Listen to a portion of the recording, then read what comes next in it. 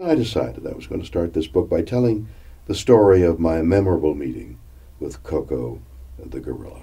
I was permitted to visit Koko the gorilla in her quarters. And Koko was an extraordinary animal who had learned to communicate with human beings.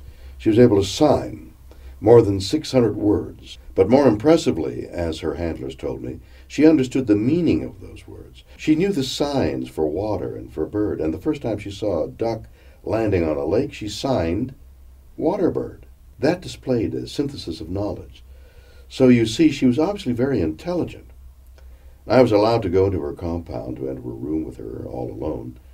As I walked into that room, I was reminded that she was an imposing, powerful animal.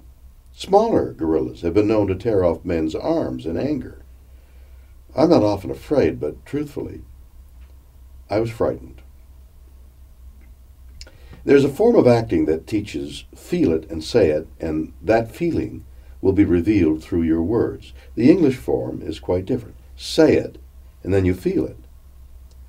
To deal with my fear of this magnificent animal, as I got closer and closer to her, I found myself saying, "I love you, Koko, I love you." I said it earnestly and honestly, and I looked directly in her eyes as I spoke.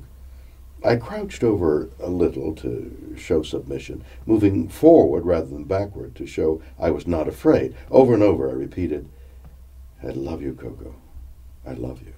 And as I said it, I began to feel that love. Finally, I stopped directly in front of her and looked into her deep brown eyes, and I saw her furrowed brow and her enormous hands. "I love you, Koko." And with that, she reached out and grabbed me by my balls and looked me right in the eyes, and after a slight pause, in a substantially higher voice, I tried to repeat, "I love you, Koko." Obviously, these words had more significance than a few seconds earlier.